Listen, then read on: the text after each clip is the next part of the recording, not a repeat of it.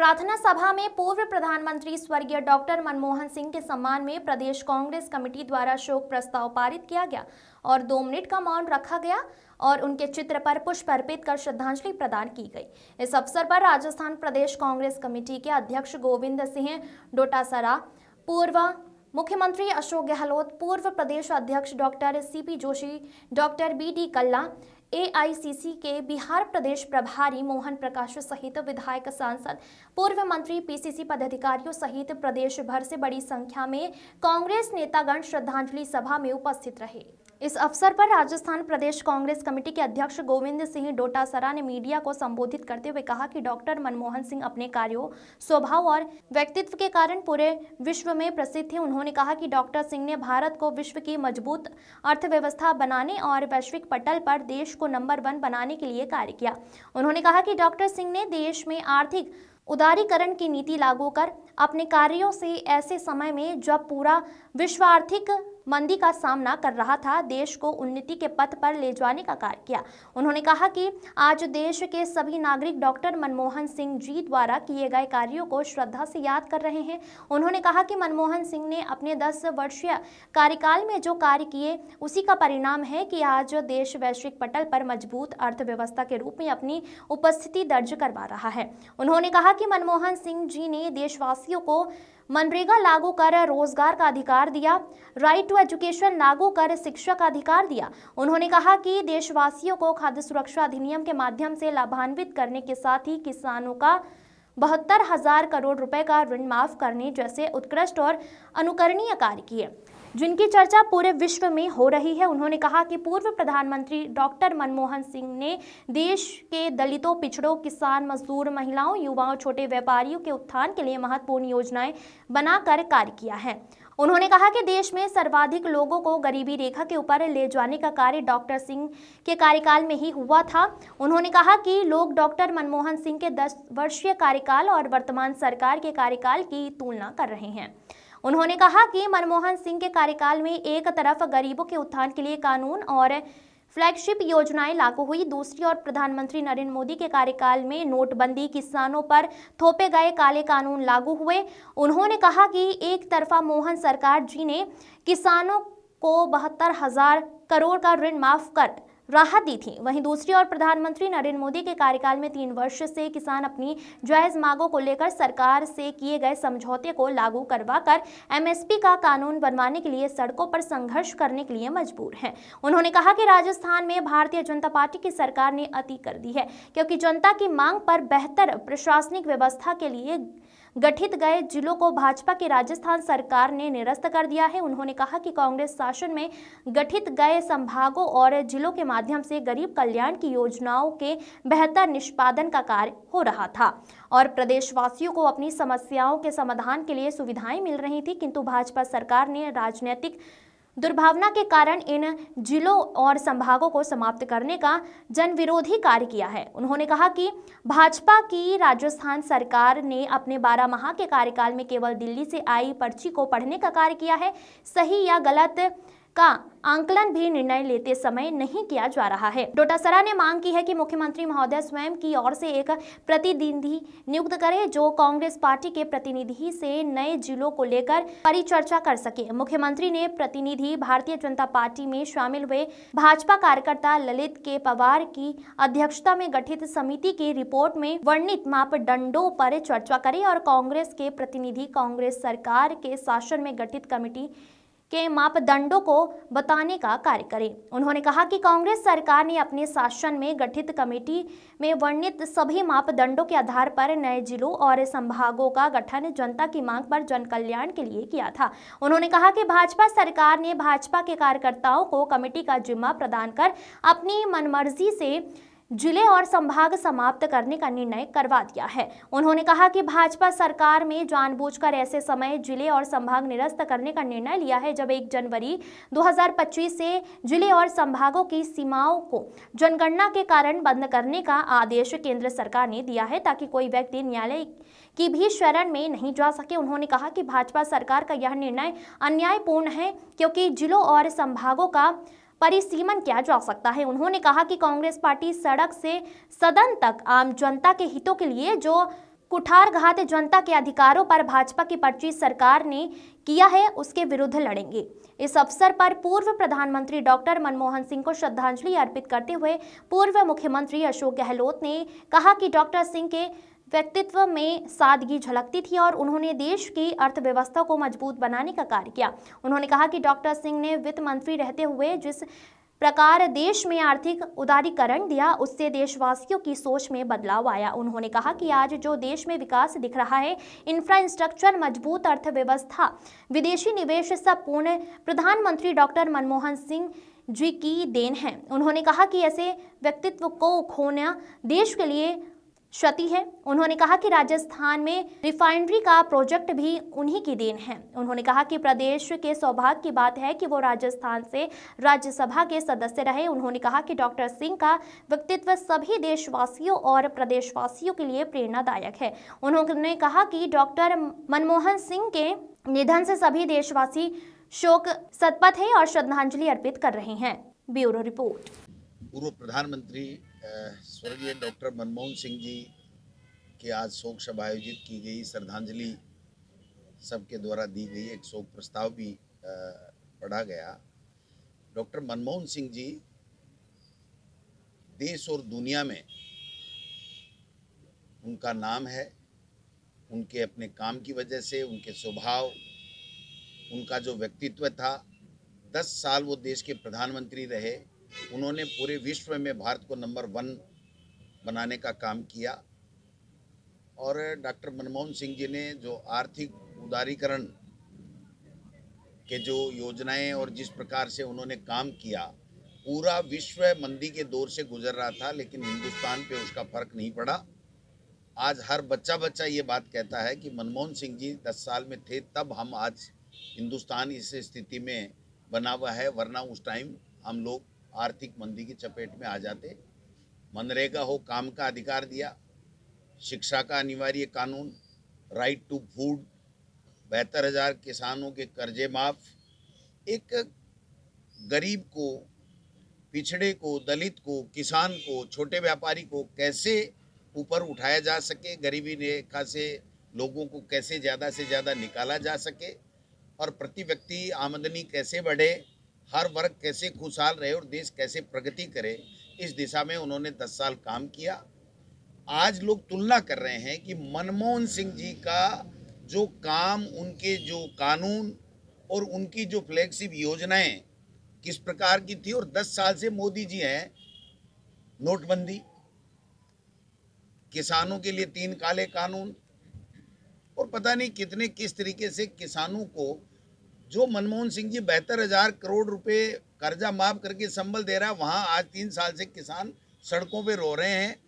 इनके वादे के पूरा कराने के लिए कि एमएसपी हम लागू करेंगे, ये वादा उन्होंने किया था, और फिर लिखित में समझौता करने के भी 2 साल बाद में भी वो लिखित में समझौता हुआ, उसकी पालना करेंगे कि नहीं करेंगे, इस बात के लिए भी दिल्ली में नहीं भेजा जा रहा। और यहाँ राजस्थान में तो हद ही हो गई, जब जनता की डिमांड के ऊपर प्रशासनिक दृष्टि से लोगों को सुविधाएं मिले, हर गरीब व्यक्ति भी अपने काम कराने के लिए जिला कलेक्टर के, एसडीएम के, तहसील के, पंचायत समिति में, बीडीओ के पास में और संभागीय आयुक्त के पास में, आईजी के पास में जा सके, उसको लेकर करके जब हमारी सरकार ने जो 3 संभाग और जो 9 जिले खत्म किए, ये बनाए थे, तो आप समझ सकते हैं कि इन्होंने 12 महीने में केवल इनकी एक ही उपलब्धि है कि दिल्ली से पर्ची आई और उस पर्ची को पढ़ दिया। वो गलत है, सही है, इससे कोई लेना देना नहीं है। मैं मांग करूंगा आज मीडिया के माध्यम से मुख्यमंत्री जी को कि वो अपनी तरफ से किसी को भी डेपूट करें। हम हमारे कांग्रेस पार्टी की तरफ से डेपूट कर देंगे। आप बताएं कि आपकी ये जो कमेटी थी उसमें क्या मापदंड थे, और हमारी कमेटी में हम बताएंगे कि क्या मापदंड थे। हमारी कमेटी ने पूरी तरीके से सही मापदंड मान करके जनता की जो इच्छा थी, जनता की जो मांग थी, उसके मुताबिक काम किया। और आपने एक बीजेपी के कार्यकर्ता को, ललित के पवार बीजेपी ज्वाइन कर चुके, बीजेपी के कार्यकर्ता से ये 9 जिले और 3 संभाग खत्म करा दिए। आपको थोड़ी, और वो भी ऐसी डेट ले ली कि 1 तारीख से फिर जनगणना के कारण से भारत सरकार की रोक रहेगी, ना आप कोर्ट में जा सकते हो और आप 2 साल कुछ बात भी नहीं कर सकते हो। तो इससे बड़ा अन्याय क्या हो सकता है? अगर उनको कहीं लग रहा था कि हमारे ज़िले में किसी सीमा को इधर-उधर करना है, किसी तहसील को निकालना है, किसी पंचायत को निकालना है, किसी राजस्व गाँव को निकालना है, तो वो कर सकते थे, उनके पास में 12 महीने थे। आज आप समझ सकते हो कि किस प्रकार से लोगों में एक एसपी से कोई बात हो जाती, कोई न्याय नहीं मिलती तो आईजी के यहाँ हमारे जैसे सीकर में चला जाता, बांसवाड़ा में चला जाता। तो ये सारी चीज़ें 12 महीने में इन्होंने कुछ नहीं किया। सड़क और सदन के अंदर कांग्रेस पार्टी आम जनता के हितों के लिए उनके साथ में जो इस सरकार ने, पर्ची सरकार ने जो कुठाराघात किया है, उसके साथ आंदोलन भी करेंगे, उसके साथ कंधे से कंधे मिला के लड़ाई लड़ेंगे और इनको झुका के रहेंगे, ये मैं कहना चाहता हूँ। Thank you.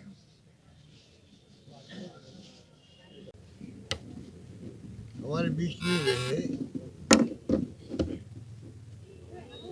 उनका व्यक्तित्व, उनकी सोच, उनके कार्य इस देश में हमेशा कायम रहेंगे। वैसी हस्ती थी जिसकी आवाज़ जो है, जैसे बराक ओबामा जो प्रेसिडेंट थे यूएस के, उन्होंने कहा था कि जब डॉक्टर मनमोहन सिंह बोलते हैं तो पूरा विश्व सुनता है उनको, पूरी दुनिया सुनती है। तो आप सोच सकते हैं कि उनका और क्या बना हुआ था दुनिया के मुल्कों के अंदर।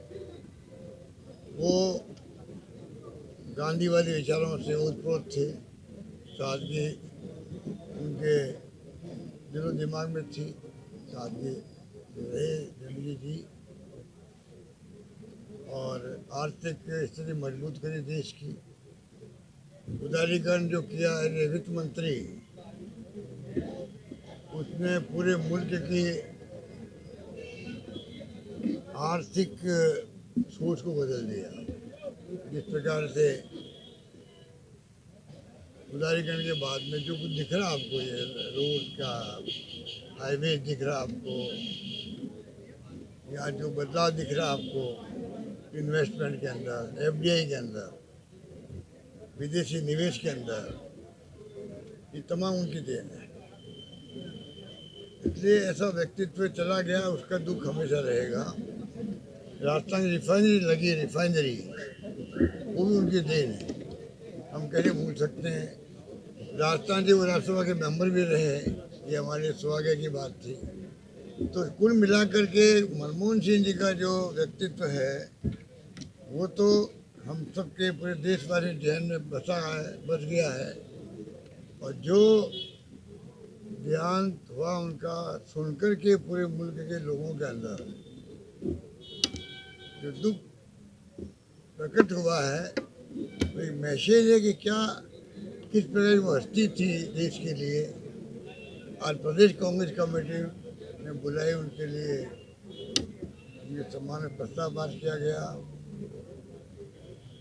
और 2 मिनट का मौन धारण किया गया। इन सब इसलिए हम सब आए थे। सर, उनको जगह को लेकर बड़ा इशू हुआ, जगह को लेकर, स्मारक को लेकर जगह जो मांगी थी कांग्रेस ने, लेटर लिखा था, नहीं दी गई। देखिए, मैंने पहले भी कहा कि जैसे राजस्थान में हम लोगों ने किया था, जब भैरव सिंह शेखावत साहब का निधन हुआ, बगैर मांगे हुए बीजेपी ने मांग नहीं करी थी, यहाँ तो कांग्रेस ने भी मांग करी। दिल्ली में तो खड़गे साहब ने पत्र लिखा, हमने यहाँ कोई बीजेपी की मांग नहीं थी। उनके परिवार वालों से बातचीत हुई, जगह दी, उनके लिए अलग से दाह संस्कार किया और स्मारक बना लिया। तो उपराष्ट्रपति पहले बने थे देश की आज़ादी के बाद में राजस्थान के, जो लंबे समय से राजनीति भी करी यहाँ पर। अगर एनडीए गवर्नमेंट आगे आकर के खुद ही आगे आकर के उनके लिए स्मारक कहाँ बनेगा, कहाँ दाह संस्कार होगा, ये तय कर देती तो ये कॉन्ट्रोवर्सी पैदा नहीं होती। पहला प्रधानमंत्री रहा हुआ व्यक्ति है जिनका दाह संस्कार वहाँ किया है, जहाँ पे क्या नाम है, निगम बोध घाट पे किया। पहला प्रधानमंत्री रहे हुए एक्स-पीएम का निगम बोध घाट पे दाह संस्कार हुआ है। क्या जरूरत पड़ी, बता दीजिए। ये जो है सोच, इससे बहुत रिएक्शन, पूरे देश के अंदर रिएक्शन है इसका, पूरे मुल्क में रिएक्शन है कि आपने जो एक अलग तरह की पर्सनैलिटी थी, मैं तो समझता हूँ एक महापुरुष के रूप में वो स्थापित हो गए देश के अंदर, उनका दाह संस्कार आपने किस सोच के साथ वहाँ तय किया।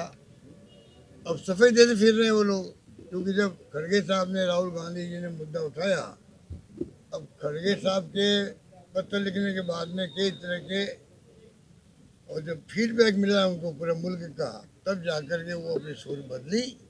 अब कह रहे हैं हम स्मारक बनाएंगे। क्या मतलब हुआ?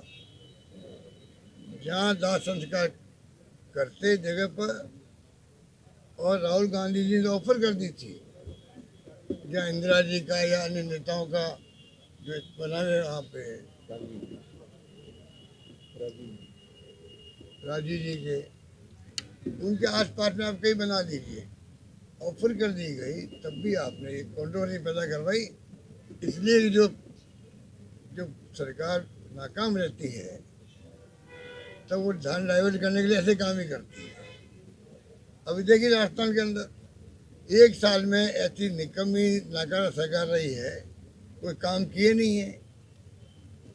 क्या पता है उपलब्धि है, 1 साल की उपलब्धि है, किसी को भी पूछे एक बताइए आपकी 1 साल में उपलब्धि क्या क्या है, नहीं बता पाए।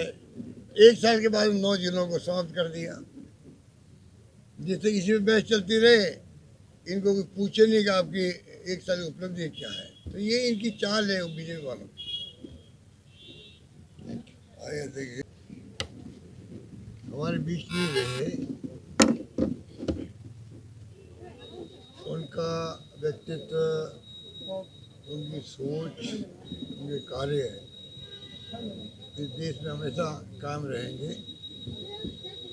और ऐसी हस्ती थी जिसकी आवाज़ जो है, जैसे बराक ओबामा जो प्रेसिडेंट थे यूएस के, उन्होंने कहा था कि जब डॉक्टर मनमोहन सिंह बोलते हैं तो पूरा विश्व सुनता है उनको, पूरी दुनिया सुनती है। तो आप सोच सकते हैं कि उनका और क्या बना हुआ था दुनिया के मुल्कों के अंदर। वो गांधीवादी विचारों से ओतप्रोत थे, सादगी उनके दिलो दिमाग में थी, सादगी रहे जिंदगी थी, और आर्थिक स्थिति मजबूत करी देश की। उदारीकरण जो किया है वित्त मंत्री, उसने पूरे मुल्क की आर्थिक सोच को बदल दिया। जिस प्रकार से उदारीकरण के बाद में जो कुछ दिख रहा आपको, ये रोड का हाईवे दिख रहा आपको, या जो बदलाव दिख रहा आपको इन्वेस्टमेंट के अंदर, एफडीआई के अंदर, विदेशी निवेश के अंदर, ये तमाम उनकी देन है। इसलिए ऐसा व्यक्तित्व चला गया, उसका दुख हमेशा रहेगा। राजस्थान की रिफाइनरी लगी, रिफाइनरी, वो भी उनकी देन है, हम कैसे भूल सकते हैं। राजस्थान के वो राज्यसभा के मेंबर भी रहे, ये हमारे सौभाग्य की बात थी। तो कुल मिलाकर के मनमोहन सिंह जी का जो व्यक्तित्व है, वो तो हम सबके पूरे देशवासी जहन में बस गया है। और जो देहांत हुआ उनका सुनकर के पूरे मुल्क के लोगों के अंदर जो दुख प्रकट हुआ है, वो एक मैसेज है कि क्या किस प्रकार वो हस्ती थी देश के लिए।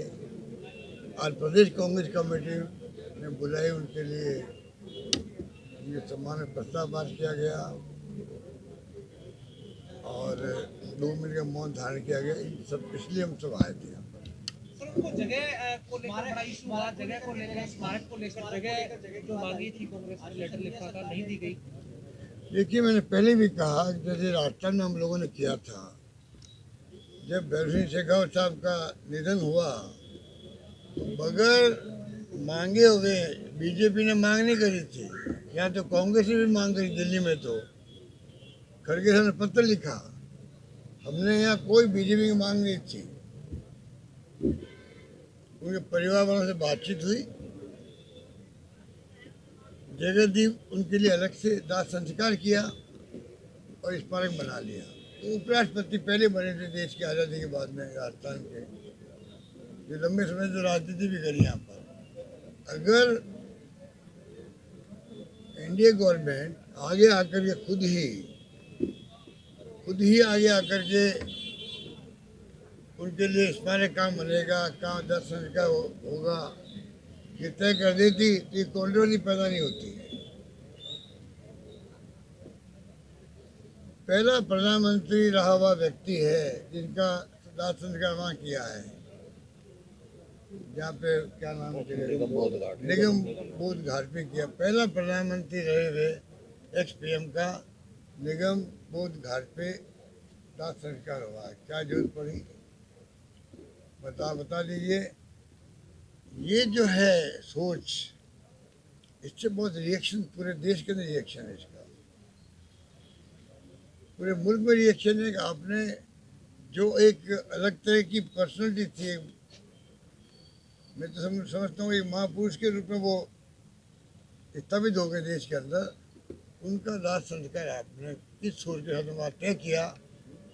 अब सफाई देते फिर रहे हैं वो लोग, क्योंकि जब खड़गे साहब ने, राहुल गांधी जी ने मुद्दा उठाया, अब खड़गे साहब के पत्र लिखने के बाद में कई तरह के, और जब फीडबैक मिला उनको पूरे मुल्क का, तब जाकर के वो अपनी सोच बदली। अब कह रहे हैं हम स्मारक बनाएंगे। क्या मतलब हुआ? जहाँ दाह संस्कार करते जगह पर, और राहुल गांधी जी ने ऑफर कर दी थी, जहाँ इंदिरा जी का या अन्य नेताओं का जो बना है वहाँ पे, राजीव जी के, उनके आसपास में आप कहीं बना दीजिए। ऑफर कर दी गई, तब भी आपने एक कंट्रोवर्सी पैदा करवाई।